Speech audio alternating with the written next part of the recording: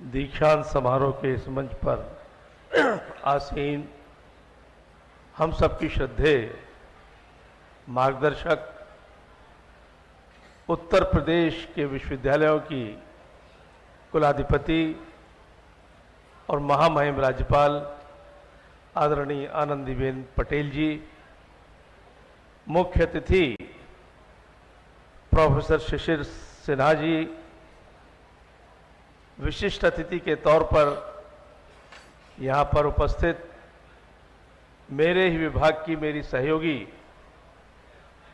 रजनी तिवारी जी, इस विश्वविद्यालय के माननीय कुलपति नरेंद्र बहादुर सिंह जी,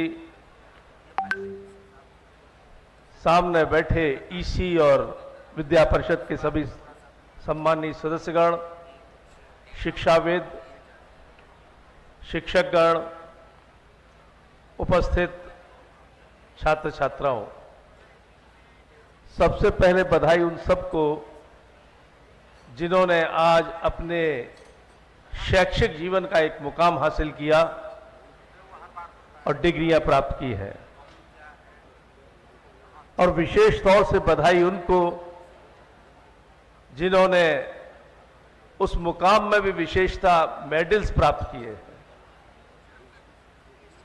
उनको बधाई, उनके माता पिताओं को बधाई, उनके गुरुओं को बधाई, क्योंकि बिना माता पिता के सहयोग के और सैक्रिफाइस के जब आप लोगों ने मुकाम हासिल किया है मित्रों, निश्चित रूप से आपके परिजनों ने भी आपके साथ कुछ ना कुछ सैक्रिफाइस किया है, तभी ये मुकाम हासिल हुआ है। आपके गुरुओं ने आपको कोई दिशा दी है, तब आपको ये मेडल्स प्राप्त हुए हैं, इसलिए उन सबको बधाई। आप सबकी शिक्षा पूर्ण हुई, आपने पढ़ाई के साथ बहुत कुछ सीखा होगा, अभी तक पढ़ा और सीखा है। अब ये टर्निंग पॉइंट है आपके जीवन का। अब इस समय आपको अपने जीवन के कुछ नए आयाम तय करने होंगे। अपने उपयोग के लिए अपने कार्य क्षेत्र को चुनना होगा, अपना लक्ष्य निर्धारण करने के लिए कुछ मार्ग चुनने होंगे, यानी अब तक जो आपने सीखा है उसे अपने जीवन का पाथेय बनाकर एक दिशा निर्धारण करना है। लेकिन मित्रों, याद रहे कि अपना दिशा निर्धारण, अपने लक्ष्य तय करने के साथ साथ हमको यह भी सोचना चाहिए, याद रखना होगा कि समाज ने, इस देश ने हमको बहुत कुछ दिया है। आज हम इस मुकाम पर पहुंचे हैं तो इस राष्ट्र के जिन्होंने निर्माण किया है और उनकी जो सेवाएं रही हैं, उनकी बदौलत, समाज के त्याग बलिदान की बदौलत, तो अपनी भूमिका निर्वहन करते समय हमको राष्ट्रीय चेतना और सामाजिक चेतना को भी जागृत रखना चाहिए मित्रों। और राष्ट्रीय चेतना जागृत रखने के लिए मैं याद कराऊं आपको कि मेरे नेता, देश के प्रधानमंत्री मोदी जी ने उस काल में नई राष्ट्रीय नीति की घोषणा की जो चिर प्रतीक्षित था इस देश में, कि अपने स्वर्ग से निर्धारित होती हुई शिक्षा नीति आनी चाहिए। वो किस काल में उन्होंने निर्धारित की थी? जब पूरा विश्व संकट से गुजर रहा था, कोरोना काल था, लोग एक सूत्री कार्यक्रम में थे कि इस समय कोरोना है और कुछ नहीं करना। उस समय जहां डिजास्टर में मैनेजमेंट का मास्टर सिद्ध किया उन्होंने दुनिया के अंदर, वहीं आने वाली नस्लों के लिए एनईपी 2020 दी। उसके मूल आधार में यदि है कुछ, तो शिक्षा को राष्ट्रवादी संस्कारों से जोड़ना,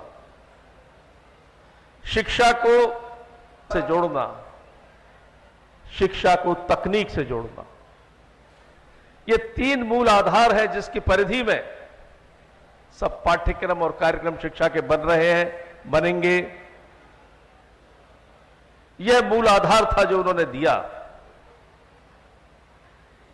राष्ट्रीय संस्कार से जोड़ा गया पूरी शिक्षा को, क्योंकि हमने पिछले दिनों की देखा कि जो शिक्षा हमको दी गई थी वो राष्ट्रीय संस्कारों से दूर थी। कोई ऐसी शिक्षण संस्था नहीं हो सकती, कोई ऐसी शिक्षा नहीं हो सकती जो ये नारे लगवाए कि भारत तेरे टुकड़े होंगे। ये अराष्ट्रीय नारा, राष्ट्रद्रोही का नारा कोई शिक्षक संस्था, कोई शिक्षक, कोई शिक्षण संस्था या कोई शिक्षा नहीं दे सकती। पत्थर हाथ में उठवा दिए जाए छोटे छोटे छात्रों से, यह कोई शिक्षण संस्था नहीं दे सकती। रेल की पटरियों पर बड़े बड़े अवरोध डाल दिए जाए जिससे ट्रेन पलट जाए, लोग अकाल काल कवलित हो जाए, ना तो कोई शिक्षक ऐसी शिक्षा दे सकता है, ना कोई शिक्षण संस्था ऐसी शिक्षा दे सकती है, ना कोई शिक्षा ये बता सकती है। क्योंकि राष्ट्रवादी विचारों से दूर होते हुए लोग इस तरह के काम कर सकते हैं, क्योंकि शिक्षा अनुशासित व्यक्ति बनाती है, अनुशासित नागरिक बनाती है, हिंसा नहीं सिखाती। शिक्षा इंसान बनाती है। आपको इंसानियत को एडॉप्ट करना होगा अपने आने वाली जीवन में, जिंदगी में। हैवान नहीं बनना है, इंसान बनना होगा। शिक्षा इंसान बनना सिखाती है, सामाजिक सरोकारों से जुड़ना सिखाती है, राष्ट्रवादी विचारों को स्वीकार अंगीकार करना सिखाती है, राष्ट्र के प्रति समर्पित की भावना सिखाती है, जो हमें राष्ट्र ने दायित्व दिया है उसका निर्वहन का बोध सिखाती है। यह शिक्षा है। हम इसको आचरण में उतारें और आने वाले अपने नस्लों को, आस पड़ोस के लोगों को सिखाएं। यह आपका दायित्व बनता है मित्रों, क्योंकि अब आप नए जीवन में प्रवेश कर रहे हैं। हमारी महामहिम अपने आचरण से हमको सिखाती है कि सामाजिक सरोकारों से कैसे जुड़ा जाए, उसे उनके प्रति अपने दायित्व का वहन कैसे किया जाए। अभी आप देखेंगे थोड़ी देर में यहां पर जो बैठे हैं बच्चे, और मैं बच्चों को देख रहा था अभी कि जो उपलब्धियां हासिल कर रहे थे लोग, उनको बच्चे ज्यादा ताली बजा रहे थे। हम उम्र, जो हमारे उम्र के लोग हैं, वो उन्हें अप्रिशिएट करने के लिए ताली नहीं बजा रहे थे। बच्चों ने, हर छात्र ने जिसने मेडल प्राप्त किया उस पर ताली बजाई है। तो वो जो आंगनबाड़ी यहां पर है, इनके प्रति क्या दायित्व होना चाहिए, समाज का, सामाजिक सरोकारों से कैसे जुड़ना चाहिए, अपने आचरण से सिखाया है महामहिम ने। अपना दायित्व बोध, महामहिम का पद संभाला। ये जर्जर होती हुई शिक्षा व्यवस्था थी यहां पर। कोई भी विश्वविद्यालय ए ग्रेड से ऊपर का तो था ही नहीं, और सबको मैराथन मीटिंग लेकर, मेहनत करके, अपने परिश्रम से दिशा निर्देश देकर आज उत्तर प्रदेश में हिंदुस्तान के सबसे ज्यादा ग्रेडिंग प्राप्त विश्वविद्यालय है तो उत्तर प्रदेश में हो गए हैं। यह उच्च शिक्षा का हिस्सा बताया है।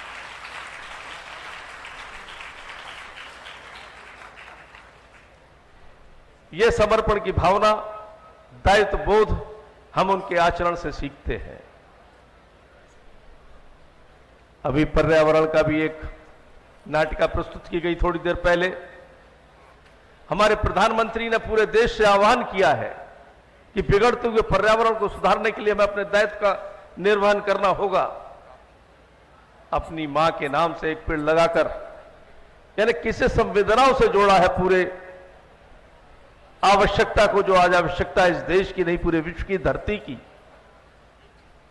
विकसित भारत के लिए आह्वान किया उन्होंने। मित्रों, आज आने वाला समय आपका है।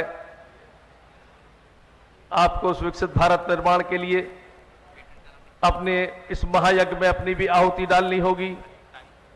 जिन्होंने मेडल प्राप्त किए हैं उन्हें समाज में मॉडल बनना पड़ेगा। यह मैं आपसे अनुरोध करने आया हूं। और जो मेडल प्राप्त नहीं कर सके, कोई बात नहीं, कोशिश करने वालों की कभी हार नहीं होती। वो अपने अन्य जीवन में कोशिश करते रहे और मुकाम हासिल करें, क्योंकि विकसित भारत का निर्माण 2047 तक यह देश विकसित देशों की श्रेणी में खड़ा हो, एक विजन दिया है मेरे नेता ने। वो तो खुद जो विजन बनाते हैं उसको मिशन बनाते हैं, पैशन से जुटते हैं। हम सबको भी आह्वान करते हैं, हम सबको उस दिशा में आगे बढ़ना चाहिए। इन्हीं शब्दों के साथ अपनी वाणी को विराम देता हूं। धन्यवाद।